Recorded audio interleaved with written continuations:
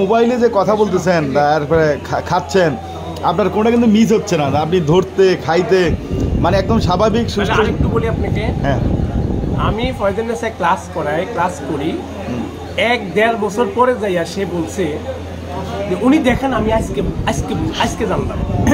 আচ্ছা, অর্থাৎ আমার ক্লাস নিতেছি, হাঁটতেছি, ওনার সাথে দেখা হয়, কথা হয়, উনি আসেন যান, কিন্তু কখনো বোঝেন না যে আমি দেখি না। আসলে এখানে একটু উদ্দেশ্য নিয়ে আসছে। জি, ট্রেনে দোহার আব্বু ডাক্তার দুবাই, হ্যাঁ, ইউনিট 2 এর ইনচার্জ যে আছেন ওনার সাথে কথা বলে আমি নাম্বারটা জোগাড় করে দিচ্ছি, অথবা আপনার নুরুল ইসলাম স্যার, আচ্ছা আমি দিচ্ছি নুরুল ইসলাম।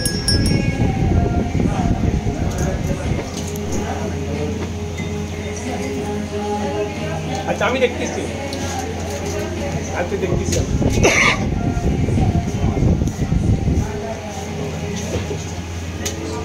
আপনি যে বললেন আপনি দেখতেছেন, তা আপনি দেখবেন কিভাবে? এই দেখা তো সেই দেখা না, মানে এই দেখাটা তো সেই দেখা না। আপনি এই মোবাইল নাম্বার যে ধরলেন, আপনি কিভাবে বুঝলেন যে কে ফোন দিচ্ছে? আমি তো ধরে বললাম যে স্যার বলেন, হ্যাঁ, একদম টিচার না আপনি বুঝছেন কিভাবে? ওই যে আমার তো বলে দিল তো কোথাও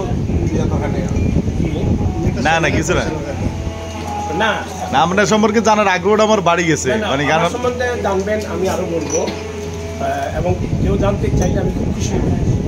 আলহামদুলিল্লাহ, ঠিক আছে, আমি খুব খুশি হই। যেমন আমার ডাক্তার জুবাইর, ওনার নাম্বারটা আমার এখানে ছিল, আমার এই সিমে নাই, বাসার সিমে আছে, এবং স্যারকে দিতে হবে।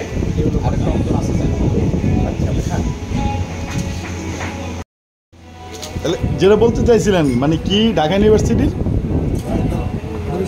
আমি তো ঢাকা ইউনিভার্সিটি অনার্স মাস্টার্স করা তো, হ্যাঁ, সেই জন্য আমার সাথে অনেক ফ্রেন্ড সার্কেল পরিচিত, হ্যাঁ, বিভিন্ন জায়গায় তারা আছে, ছড়িয়ে আছে। আচ্ছা, আপনি মনে করেন পুলিশ থেকে শুরু করে এডিসি,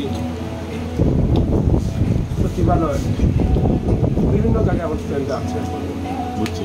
তো কুমিল্লায় আইসা এখানে ওই ঢাকা ইউনিভার্সিটি পড়াশোনা শেষ করেই কুমিল্লা চলে আসছেন? ঢাকা ইউনিভার্সিটিতে থাকতেই আমি চাকরি করতাম। কোথায়? ইংল্যান্ডের একটা অর্গানাইজেশনে। ও আচ্ছা আচ্ছা, এডিডি বাংলাদেশ ইন্টারন্যাশনাল। আচ্ছা আচ্ছা, ওইখান থেকে থাকতে মাস্টার শেষ করে পরে আপনার গভর্নমেন্ট জবের মধ্যে পরীক্ষা দিলাম আর কি। এডি পরীক্ষা দিচ্ছি অ্যাসিস্ট্যান্ট ডিরেক্টর পদে ইসলামী ব্যাংক আর ইসলামী ফাউন্ডেশনে। আচ্ছা, বাইরেও হয়েছে, সবই ঠিক আছে, কিন্তু ফাইনালি আমাকে সিলেক্ট করে নেয় সচিবে। আচ্ছা আচ্ছা, এগুলো আপনার ইয়ের ছেলে মেয়ে? আমার 3 মেয়ে না?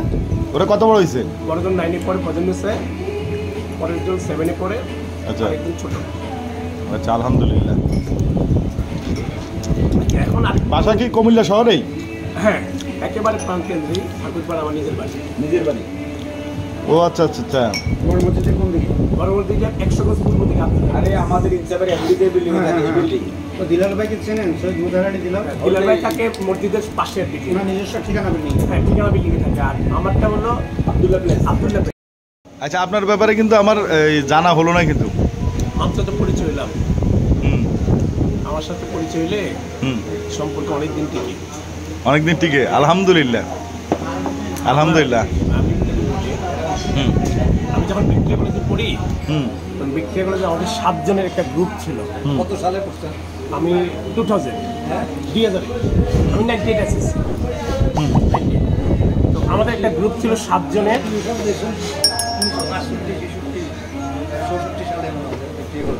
সেটা অনেক আগে, আপনারা তো অনেক আগে। তো আমাদের এই গ্রুপটা ছিল পুরা ভিক্টোরিয়ার ইন্টারসেকশনের মধ্যে শ্রেষ্ঠ গ্রুপ।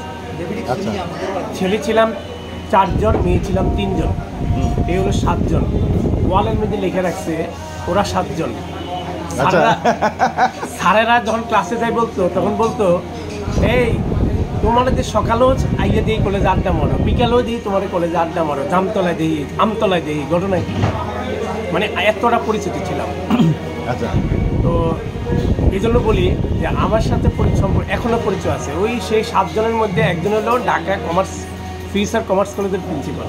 আচ্ছা, একজন হলো ঢাকা মণিপুরি হাই স্কুলের টিচার, একজন হলো কৃষি ব্যাংকের বর্তমানে প্রিন্সিপাল অফিসার, এক ফ্রেন্ড ইটালি থাকে, আরেক ফ্রেন্ড ঢাকায় উত্তরাধিকার সূত্রে কোটিপতি, ঢাকা নিজের কোম্পানি আছে, গাড়ি মেনটেন করে, আরেক ফ্রেন্ড আবুল খায়ের চাকরি করে, আর আমি ফয়জনের সাথে আছি। মাশাআল্লাহ, মানে সবার সাথে আপডেট আছে আপনার এখনো আছে। আচ্ছা, আপনি এই যে মোবাইলে যে কথা বলতেছেন, তারপরে খাচ্ছেন, আপনার কোনটা কিন্তু মিস হচ্ছে না, আপনি ধরতে খাইতে মানে একদম স্বাভাবিক সুস্থ। আরেকটু বলি আপনাকে, হ্যাঁ, আমি ফয়জনের সাথে ক্লাস করি, 1-1.5 বছর পরে যাইয়া সে বলছে যে উনি দেখেন আমি আজকে জানলাম। আচ্ছা, অর্থাৎ আমার ক্লাস নিতেছি, হাঁটতেছি, ওনার সাথে দেখা হয়, কথা হয়, উনি আসেন যান, কিন্তু কখনো বোঝেন না যে আমি দেখি না। কিন্তু যখন শুনতে পারছে তখন তিনি অবাক হয়ে গেলেন যে উনি দেখেন না। তার মানে হলো যে মানে আমার আইকিউ সব কিছুই ঠিক থাকে, কিন্তু ওই যে জিনিসটা সেটা হলো আপনাকে না বললে আপনি সহজে বুঝবেন না, সেটাই আপনার চলাফেরা হ্যাঁ। সব কিছুই মানে স্বাভাবিক একটা মানুষের মতো। আপনি যে দেখেন না, এটা আসলে কেউ বলতে পারবে না। আমি তো লেট ব্লাইন্ড, অর্থাৎ আমি কিন্তু ক্লাস 4 ওঠার পরে অ্যাক্সিডেন্টে হয়েছি। আচ্ছা, নট বাই বন্ড, এখনও আল্লাহর রহমতে আমি আলহামদুলিল্লাহ অনেকের চাইতে ভালো আছি। যাক আলহামদুলিল্লাহ, এই কথাটা শোনার পরে আরও ভালো লাগছে। আমার এক ফ্রেন্ড ডাঙ্গিনগর ইউনিভার্সিটির টিচার, আমার ডিপার্টমেন্টে ফার্স্ট ক্লাস ফার্স্ট, সে চিটাং হাজি মহসিন কলেজ থেকে ইন্টার করে গেছে, মেট্রিক পর্যন্ত হলো মাদ্রাসা। আচ্ছা, আপনি যে লাঠি টাঠি কিছুই আপনার সাথে নাই, কারণ একটা লাঠিটা ব্যবহার না করাটা কোনো ডিসক্রেডিট বা ক্রেডিট কিছু না। না, লাঠি ছাড়া তো কেউ চলতে পারে না। কোনো লোক যারা চোখে দেখে না, তারা এমন কোনো ব্যক্তি নাই যিনি লাঠি ছাড়া চলতে পারবে, এটা আমার দেখাই নাই। স্টিকটা হলো তার নিরাপত্তার একটা প্রতীক। আমার হাতে স্টিক আছে, আপনি বুঝলেন যে তিনি দেখেন না, গাড়ি ড্রাইভার থামতে বাধ্য। আচ্ছা, একটা লোক আমাকে সহযোগিতা করতে এগিয়ে আসবে, আচ্ছা, স্টিকটা আমাকে বলে দিচ্ছে সামনে আমার কি আছে, আমি সামনে কি যাবো না। অর্থাৎ আমার চোখের কাজটা করতেছে স্টিকটা। আচ্ছা, আপনি বলতে পারেন যে আমার হাতে নাই কেন? ওই যে আমি ছোটবেলা থেকে একেবারে স্কুল লাইফ থেকে স্কুলের ফ্রেন্ডদের সাথে একেবারে সবসময়ই আমি আড্ডা দিতাম, এবং ফ্রেন্ড সার্কেল আমার সাথে থাকতেই। আচ্ছা, আচ্ছা। আর ওইখানের কারণে ইন্টার থেকে ঢাকা ইউনিভার্সিটিতে যখন যাই, ঢাকা ইউনিভার্সিটির টিচার ছিল আমার ভাই, ম্যানেজমেন্টের টিচার।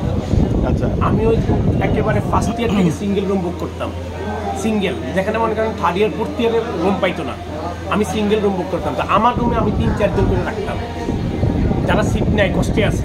আচ্ছা, আচ্ছা, আমি নিজে পরে ঘুমাইতাম, তোরা 2 জন উপরে ঘুমা, এইরকম সম্পর্কটা ছিল। তো দেখা গেছে বরাবরই এই টাইপের ছিলাম। এই যে মোবাইল আসে, আপনি বুঝতে পারেন কিভাবে, মানে এবং নাম্বার কিভাবে ডায়াল করতেছেন, অ্যাভেলেবেল ডায়াল করতেছেন? না, এটা তো ব্যাপারই না। আমি তো মনে করেন ওই যে টাচ মোবাইল, বড় মোবাইলগুলো সাথে রাখি না। কারণ হলো, আমি আপনাকে বলি, আমি ঢাকায় যখন এই ডিউটিতে চাকরি করি, তখন মালিবাগ মোড় দিয়ে রিক্সায় যাচ্ছিলাম, তখন ফোনে কথা বলতেছিলাম, হঠাৎ করে রিক্সাটা ব্রেক করছে। ব্রেক করার পরে আমাকে 2 জনে এসে আমার পকেট হাতাচ্ছে, আমি কিন্তু বুঝতেই পারিনি। আমার পাশে পকেট হাতাচ্ছে, আমার মানিব্যাগটা নিয়ে গেল, মোবাইলটা নিয়ে গেল। আমি বললাম যে ড্রাইভারটা বললাম যে এই ড্রাইভার সাহেব আপনি থামলেন কেন? ড্রাইভার সাহেব আমরা হাত দিয়ে বলতেছে কোনো কথা বললেন না, অর্থাৎ এত বড় ছুরি ধরে রাখছি মানে ড্রাইভারের সামনে আমার এই রানের উপরে ছুরিটা রেখে তারা 2 জনে হাতাচ্ছে। আমি তখন এই ডিউটিতে চাকরি করি, বাড্ডা অফিস। আচ্ছা, এখন তারা নিয়ে গেল, শুধু আমি একটা কথা বলছি, তখন বুঝতে পারছিলাম যে আমাকে হাইজাকে ধরছে। শুধু একটা কথা বলছি যে ভাই আপনি সব কিছু নিয়ে যান, ঠিক আছে, কিন্তু আমার মানিব্যাগের মধ্যে কিছু কাগজ আছে, এগুলো দিয়ে যান। তখন তারা একটা গালি দিচ্ছে আমার। ওরা ভাষায় গালি দিবে, তো পুটটা খোর গালি দিছে। ওরা চলে গেল, রিক্সার ড্রাইভার জানলো এটা আনতেছে। আমি বললাম যে আপনি একটা কাজ করেন, মোড়ে দাঁড়ান, পুলিশ আছে কিনা। রিক্সার ড্রাইভার আমার পিছনে হাত দিয়ে বাইক, কোনো কথা বললেন না, মানে হ্যাঁ ভয়ে অস্থির আর কি, যে বাইক আগে বাঁচি। পরে ওইদিকে যাইয়ে এক টানে মালিক মরে গেছে। যাইয়ে গেছে এই বড় ছুরি আপনার রানের উপরে ধরে রাখছিল, যদি আপনি একটু টেলিসবেট করতেন, আপনি টান দিলে আপনার রানটা একটা বলে দিত। রিক্সা ড্রাইভার আমার বলতেছে। পরে ওইখান থেকে চলে গেলাম। তারপর থেকে আমি আর কোনো দিন কোনো দামি মোবাইল আমি সাথে রাখি না। যাক আলহামদুলিল্লাহ, ভালো লাগছে। আপনি ভালো থাকেন, আপনার জন্য সবসময় শুভকামনা থাকলো, দোয়া থাকবে।